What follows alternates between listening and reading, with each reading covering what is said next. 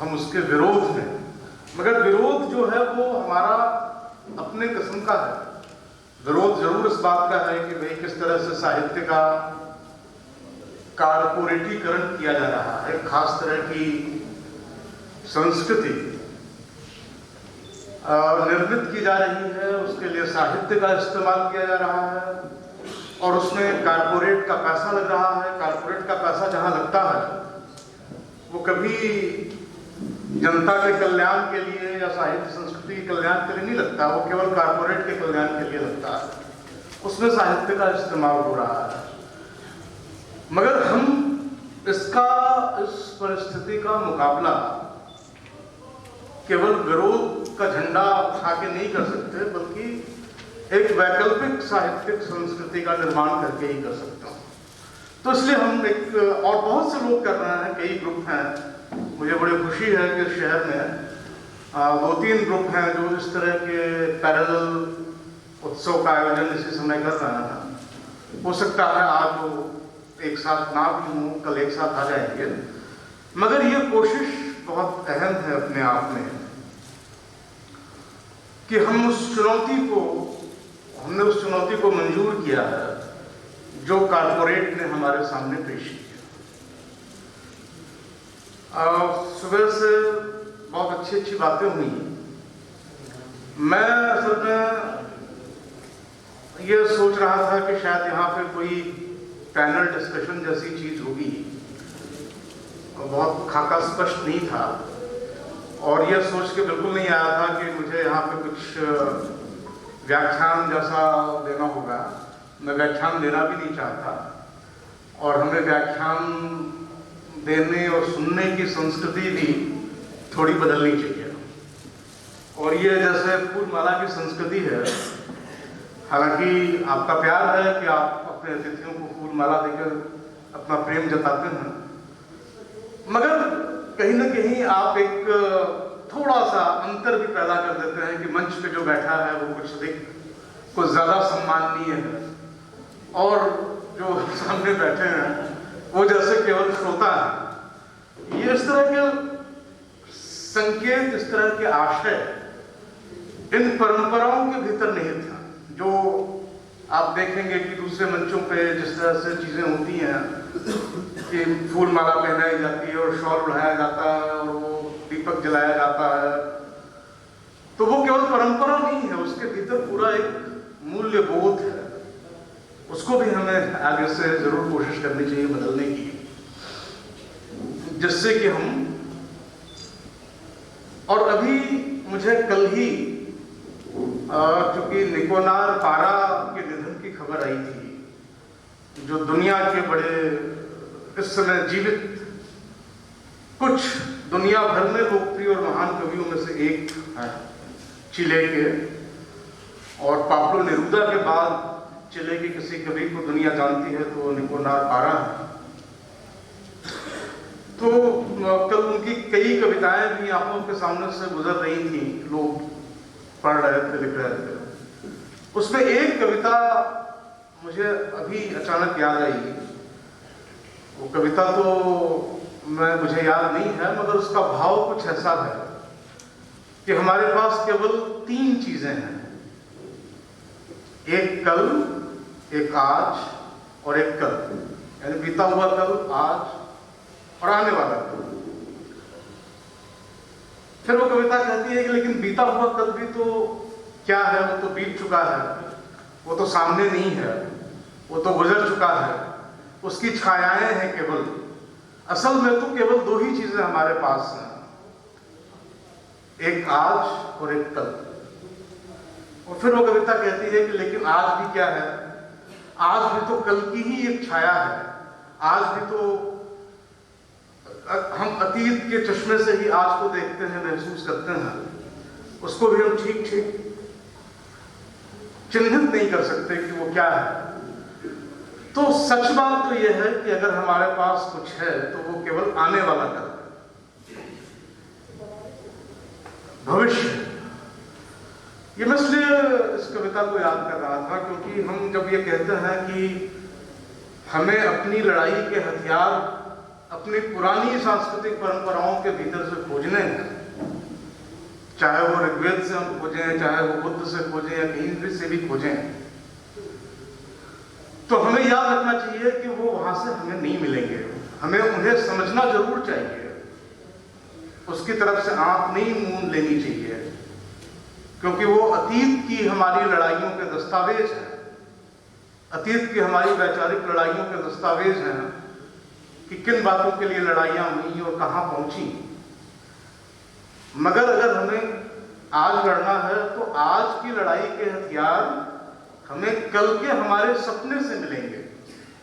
कल हम कैसा देखना चाहते हैं, कल का हम सपना कैसा देखना चाहते हैं, हमारा सपना क्या है, वो सपना ही सबसे ठोस चीज है जो हमें आज की लड़ाई के लिए तैयार कर सकता है। ये निकोलार पारा के बहाने से मुझे ध्यान आ गया। विषय जो था इस गोष्ठी का, इस दूसरे सत्र का, वो था आजादी के बाद के परिवर्तनकारी पड़ाव की जो कार्यक्रम घोषित किया गया था उसमें ये विषय था। और ये विषय जाहिर है कि बहुत व्यापक है, इसके लिए तो बहुत लंबी चौड़ी चर्चा की जरूरत है जो कि नहीं की जा सकती। तो मैं ये सोच रहा था कि मुझे इस विषय पे क्या कहना चाहिए। मैं अपनी ओर से अगर मैं सोचूं आजादी के बाद के भारत के इतिहास को, तो वे कौन सी तारीखें होंगी, वो कौन सी महत्वपूर्ण घटनाएं होंगी जिनको कि मैं परिवर्तनकारी पड़ाव कह सकता हूं, जो मुझे व्यक्तिगत रूप से लगता है कि वे महत्वपूर्ण मोड़ हैं जहां से होकर हम यहाँ पहुंचे हैं। जाहिर सी बात है कि हर घटना परिवर्तनकारी होती है किसी न किसी मायने में, और ऐसी असंख्य घटनाएं हैं, लेकिन बहुत सरल तरीके से अगर इस नक्शे को मैं देखता हूँ, इस इतिहास को देखता हूँ, तो मुझे 3 तारीखें बहुत अहम लगती हैं। एक तो 1967 जब किसानों के क्रांतिकारी आंदोलन की शुरुआत हुई, जिसको हम नक्सलवाड़ी मूवमेंट कहते हैं। अब नक्सलवाड़ी मूवमेंट और ये नक्सलवाड़ी शब्द भी बड़ा विवादास्पद और जटिल है। विवादास्पद इस अर्थ में भी कि हमारे बीच में भी जो यहाँ लोग मौजूद हैं वो उसका अलग अलग तरीके से मतलब समझते हैं कि क्या है आज उसका मतलब। लेकिन मैं समझता हूं कि इससे शायद ही कोई इनकार करे कि नक्सलवाड़ी गांव में बंगाल के 1967 में आदिवासियों की और किसानों की जो बगावत फूटी थी, उस बगावत ने हमारे इतिहास को बहुत दूर तक बदल दिया था और बहुत गहराई तक प्रभावित किया था। वो सिर्फ इस लिहाज से नहीं कि उस आंदोलन को दबाने की इतनी सारी कोशिशें की गई, इतनी ज्यादा हिंसक कोशिशें की गई और इतनी ज्यादा बौद्धिक, राजनैतिक, वैचारिक कोशिशें भी की गई, बावजूद इसके वो खत्म तो नहीं हुआ है। उल्टे आज भी बीच बीच में सुनने को मिलता है कि साहब वही हमारे सामने सबसे बड़ा खतरा है। जैसे मनमोहन सिंह ने कहा था एक जमाने में कि भारत का सबसे बड़ा आंतरिक सुरक्षा का खतरा नक्सलवाद है, और आज भी ये बातें दोहराई जाती हैं। मगर वो सिर्फ इस लिहाज से नहीं, बहुत सारे मायनों में बाद के दिनों में प्रतिरोध के इलाकों में जो बहुत सारी चीजें विकसित हुई, प्रतिरोध के जो बहुत सारे तरीके विकसित हुए, उनका सीधा संबंध नक्सलवाड़ी के आंदोलन से है। उसका बहुत स्पष्ट प्रभाव आपको अपने साहित्य में दिखाई देगा, अपनी कलाओं में दिखाई देगा। मैं तो हिंदी का विद्यार्थी हूँ और हिंदी के विद्यार्थी जानते हैं कि 1967 के बाद इस आंदोलन के असर से, इस आंदोलन के प्रभाव से कैसे हिंदी कविता की समूची धारा ही बदल गई। उसके बाद की जो कविता है और उसके पहले की जो कविता है उसमें बहुत बुनियादी फर्क है। पहले की कविता बहुत व्यक्तिवादी, जिसको कभी कभी प्रयोगवादी भी कहा जाता है, कभी नई कविता कहते हैं, लेकिन वो उसमें व्यक्तिवादी, एक अराजकतावादी विद्रोह तो है, लेकिन वो कोई बहुत सामाजिक किस्म का विद्रोह होने के जगह एक व्यक्ति का विद्रोह लगता है। और बहुत शहरों की कविता है, वो बहुत मध्यम वर्गीय कविता है, वो पूरा साहित्य एक शहरी मध्यम वर्गीय साहित्य है, व्यक्तिवादी साहित्य है, उसकी पूरी धारा पलटती है। और उसके बाद हमारे साहित्य में एक बार फिर से किसान आते हैं, मजदूर आते हैं, उनकी भाषा आती है, उनकी चेतना आती है, उनके संघर्ष, उनकी लड़ाइयाँ, उनके सपने आते हैं। और यह साहित्य में हुआ, ये कविता में हुआ, ये नाटक में हुआ, फिल्मों में हुआ, और एक बड़ा सांस्कृतिक बदलाव इसके कारण हुआ। और जन आंदोलनों के तरीके, जनता को कैसे संगठित करें, बहुत सारी एजेंसियां बनी, मीडिया भी बदली कि कैसे हम जन आंदोलनों की रिपोर्टिंग को महत्व दें, और नुक्कड़ नाटक और इस तरह की बहुत सारी चीजें आई। पर इसके साथ साथ उसके प्रतिरोध के लिए राज्य ने जो तरीके अपनाए, उसने जिस तरह के कानून बनाए, उसने जिस तरह से हिंसा को, राज्य के द्वारा हिंसा के इस्तेमाल को वैधता, क्योंकि उसके बाद बहुत सारे काले कानून तो खैर पहले तो थे, मगर उसके बाद बहुत सारे ऐसे कानून सामने आए जिसमें कि भारतीय नागरिक के बुनियादी संवैधानिक अधिकारों को निरस्त करना भी कानूनी रूप से किया जा सकता था, जिसकी अंतिम परिणति इमरजेंसी में हुई। तो स्टेट ने भी अपने को उन कानूनों से, और सेना और पुलिस की नई तरह की तैयारी हुई, नई तरह की ट्रेनिंग हुई, टॉर्चर के नए नए तरीके निकाले गए, युद्ध का पूरा जंगल वारफेयर तक बात आखिर में चल के पहुंची। और राज्य ने बहुत बड़ी पूंजी गरीब लोगों की बगावत को कुचलने के लिए उस इन्वेस्ट की, उसका निवेश किया, जिसका इस्तेमाल आगे चल करके पूर्वोत्तर में हुआ, छत्तीसगढ़ में हुआ, कश्मीर में हुआ। तो एक उसकी परिणति वो थी। जो भारत आजाद हुआ था, वो 1967 के बाद किसी को यह वहम नहीं रह गया कि आजादी के सपनों की तरफ वो आगे बढ़ेगा। वो बिल्कुल एक दूसरी दिशा में आगे बढ़ चला। एक दमनकारी राज्य, एक पूरी तरह से खुलकर सामने आया हुआ दमनकारी राज्य हमने देखा राज्य को बनते हुए उसके बाद, जिसकी केवल एक लहर थी इमरजेंसी कोई बहुत ऐसा नहीं था। कई बार इमरजेंसी की चर्चा ऐसे होती है जैसे एक ही काली घटना घटी हो हमारे इतिहास में इमरजेंसी की। इमरजेंसी तो एक प्रक्रिया है जो आज अपने चरम पे पहुंच रही है। दूसरी जो घटना, जो तारीख मुझे महत्वपूर्ण लगती है, वो 1992 की बाबरी मस्जिद की शहादत की घटना है, जो भी केवल एक घटना नहीं है, उसके पीछे भी एक लंबी ऐतिहासिक प्रक्रियाएं हैं। मगर ये दोनों जो तारीखें हैं, वो दोनों तारीखें राज्य कैसे अपने संकट से निपटता है, उसके दो अलग अलग मोड़ हैं। 1967 और 70s में और 75 में राज्य को ऐसा लगता था कि वो केवल सरकारी मशीनरी के बल पे और केवल पुलिसिया और फौजी दमन के बल पे ये जो फूटती हुई बगावत है उसको नियंत्रित कर सकता है। मगर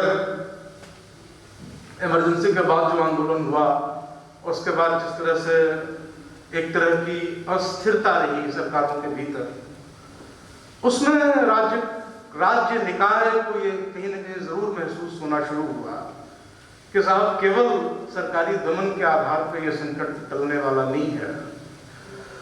और तब उसके लिए जरूरी है कि एक नई तरह की विभाजनकारी राजनीति आगे बढ़ाई जाए। हम सब जानते हैं कि ये विभाजनकारी राजनीति, जिसको आज हम कभी हिंदुत्व कहते हैं, कभी फासीवाद कहते हैं, वो कोई बीजेपी की खोज नहीं थी। उसके प्रयोग भी कांग्रेस सरकारों ने शुरू कर दिए थे। और ये जो 1992 में बाबरी मस्जिद की शहादत हुई थी, वो भी कोई उसके लिए भी हम केवल और केवल एक ही पार्टी को जिम्मेदार ठहराएंगे तो इतिहास के साथ न्याय करना नहीं होगा। मैं उसको पार्टियों से जोड़ के नहीं देख रहा हूं, फिलहाल मैं उसको राज्य निकाय किस तरह से एक उभरते हुए संकट से निपटने के लिए नए तरीके खोजता है उसके रूप में देख रहा हूं। तो आप ये देखेंगे कि उसके बाद एक बिल्कुल नई तरह की राजनीति शुरू होती है 1992 के बाद। और वो जो राजनीति है, जो विभाजनकारी राजनीति है, जिसमें कि धर्म का, जाति का, ये सब सवाल बहुत बड़े पैमाने पे बहुत संगठित तरीके से उठाए जाते हैं, बड़ी योजनाबद्ध तरीके से उठाए जाते हैं। उसके लिए बहुत सांस्कृतिक तौर पे, वैचारिक तौर पे, सांगठनिक तौर पे तैयारी की जाती है, अपने आप कुछ भी नहीं होता। वो भी एक तरीका है, क्योंकि दो तरह के, आप ये देखें कि 90 के दशक के आते आते 1991 में राजीव गांधी जी की हत्या हुई थी और 1992 में बाबरी मस्जिद की शहादत हुई थी। और राजीव गांधी के ही दौर में स्टेट ने यह महसूस किया था कि आर्थिक संकट इतना बढ़ गया है कि उसके लिए IMF और वर्ल्ड बैंक से कर्जा लेना ही पड़ेगा और उसके लिए वो पूरा स्ट्रक्चरल एडजस्टमेंट करना ही पड़ेगा। और वो जो नव उदारीकरण की क्रांति थी, वो मनमोहन सिंह जब वित्त मंत्री थे और जब राजीव गांधी प्रधानमंत्री भी शुरू हुई थी। तो एक तरफ तो वो आर्थिक संकट था, दूसरी तरफ आजादी के इस पूरे इन दशकों में जितनी भी कुछ चेतना, राजनीतिक चेतना का विकास तो होता ही है अपनी गति से। उस राजनीतिक चेतना के विकास के कारण दलितों, पिछड़ों और स्त्रियों के भीतर से जो बगावत की आवाजें उभरनी शुरू हुई थी, वो भी भारतीय राज्य का एक बहुत बड़ा संकट था। तो ये जो 1992 है, वो इन दोनों या तीनों तरह के संकटों का एक सोचा समझा समाधान था कि अगर औरतें जो हैं वो निकल के सामने आ रही हैं और अपने अधिकारों की बात कर रही हैं, और दलित और पिछड़े अपने अधिकारों की बात कर रहे हैं, और आर्थिक संकट भी बढ़ता जा रहा है, तो ये कंट्रोल नहीं किया जा सकता जब तक कि हम अब हिंदुत्व की और हिंदू मुसलमान की और इस तरह की राजनीति बड़े पैमाने पर इस देश में नहीं करेंगे। जिसको मुक्तिबोध ने अपनी एक कविता में कहा है कि मानव के सब कपड़े उतार वह रीछ एकदम नग्न हुआ।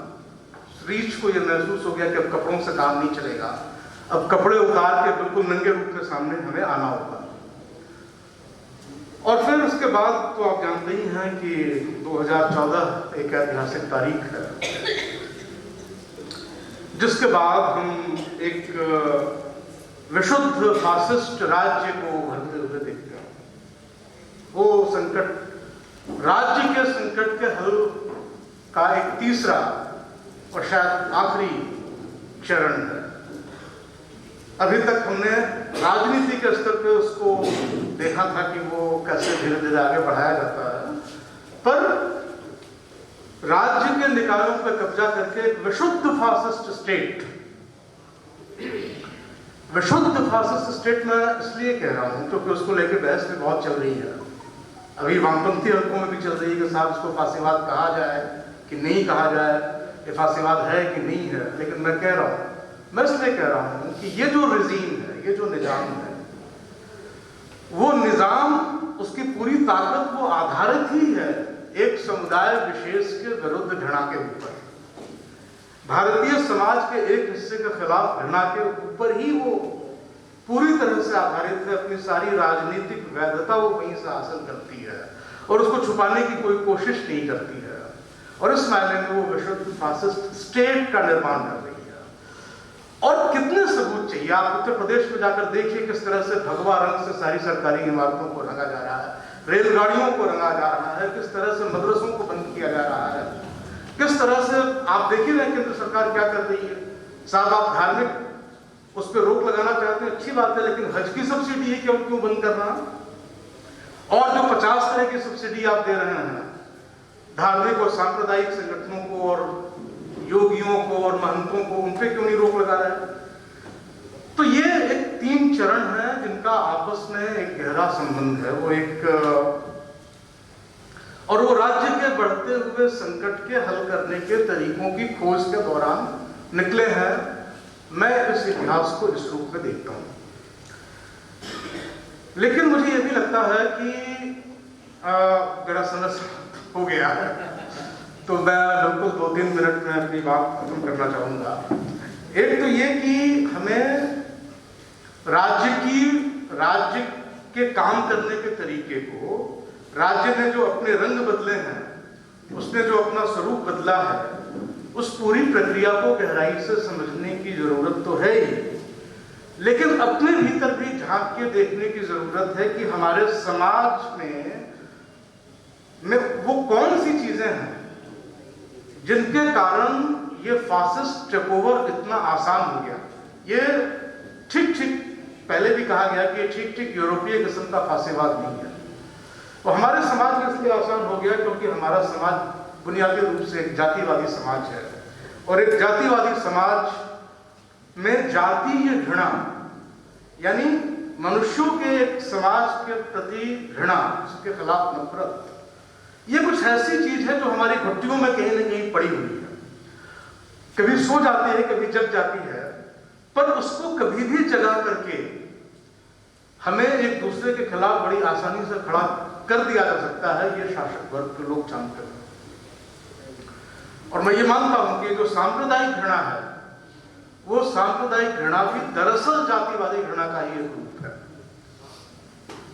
क्योंकि जब भी हम बात करते हैं तो धर्म परिवर्तन की बात करते हैं, धर्म कौन बदलने जा रहे हैं, घर वापसी किनकी करानी है, किससे हम डरते हैं, वो कौन लोग हैं जिनके डर से हम ये पूरा सांप्रदायिकता का या हिंदुत्व का विधान खड़ा करते हैं।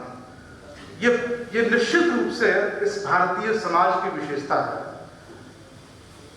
इसलिए हमारी लड़ाई हमेशा दोहरी होगी। वो राज्य के उन निकायों को समझने की, उनसे लड़ने के तरीके खोजने की तो होगी ही, लेकिन जो हमारी घुट्टियों में जहर पड़ा हुआ है, जो हमें बहुत असहाय, आरक्षित बना देता है, बहुत आसान हो जाता है उस घृणा का इस्तेमाल करके हमें किसी भी जनसंहार और किसी भी दुर्घटना के लिए तैयार कर लेना, उसको समझना और उससे लड़ने के तरीके खोजना, ये भी बहुत जरूरी है। बहुत बहुत शुक्रिया। आपसे बात करके